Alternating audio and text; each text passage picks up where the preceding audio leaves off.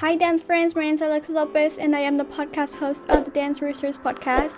Here on YouTube, I help young dancers just like you spark their dance careers. Today, I'm going to walk over on how to build your own dance portfolio in 3 easy steps. Step number 1 is to have quality videos and or photos. So make sure you're not using videos or photos that are blurry, shaky, or have bad audio. Instead, use photos that are really watchable and that you are proud of. So don't put anything in there that makes you kind of cringe. If you don't have any photos or videos, take this time to make something up and then record it for yourself. Anything taken on pretty much an iPhone or any modern phone that we have today is considered good enough. So don't think that you need to spend tons of money into a camera or something like that so that you can have good video quality or good photo quality. As long as it's visible and watchable, I think it's okay. Step number 2 is to create a system of organization. So a big part of having a portfolio is knowing how to organize it. So I'm going to give you a few different ways on how you can organize your portfolio. So number 1, probably the easiest one, is to do it in chronological order. So this can be from like the oldest thing that you did to the newest thing, or from the newest thing that you did to the oldest thing that you did, which is actually the way that I would prefer doing it, just because most likely the newest work that you have done is the most authentic work that you have, and probably the most high quality stuff that you have right now. Number 2 is grouping it by your dance identities. So everyone in the dance community has different identities that they identify with. So for me, I am a performer and I am also a teacher and I'm a choreographer. So those are my 3 identities that I might separate my stuff. So I will group all my things that will be considered my teaching self into one category. I will be separating all of my choreographies that I have done into another category, and I will also be separating all of my performances that I have participated in but haven't choreographed in another category. So knowing what you identify as is really critical for this.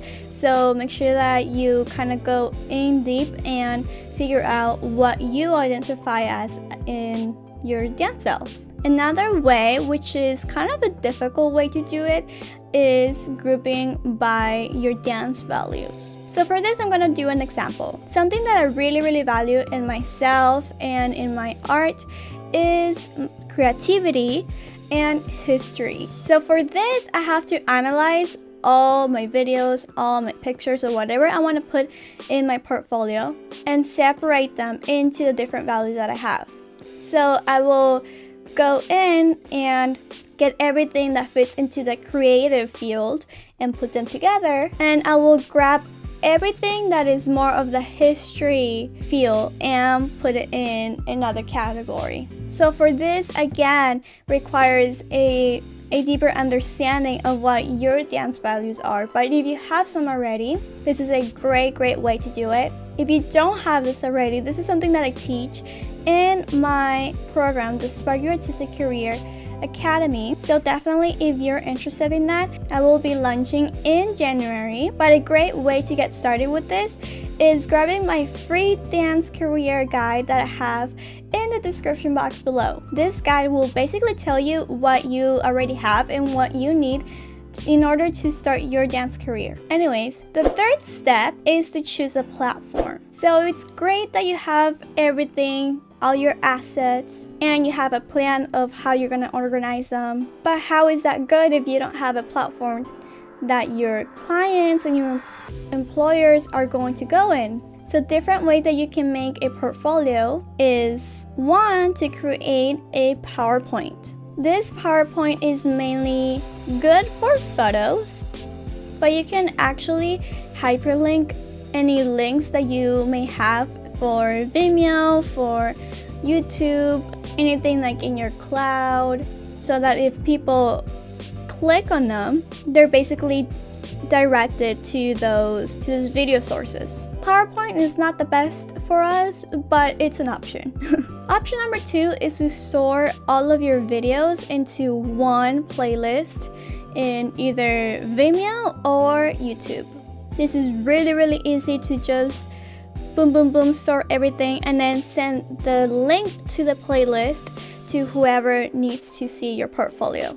The third way that you can create a portfolio is to actually make a really long video and put everything that you have in there. And this is good for videos and photos too. This is good so that you have one concise video and they can just scroll through it. But the thing is that it might be really long. So keep that in mind when it comes to storage, when it comes to retention of whoever is watching. They might not get through everything. So your best work would have to be in the front. And the last way that you can do it, and this is the way that I recommend everyone to do it, is to build a portfolio website. And this is what I teach in my program, so definitely check out the link in the description box below. But this is great to have both videos, photos, but also to have your artistic statement in there, to have your dance reel, to have your resume. A website can also be good to list your services that you want people to know that you do. So if you just want to experiment, I would highly recommend creating a free website either on Google Sites or on WordPress.com.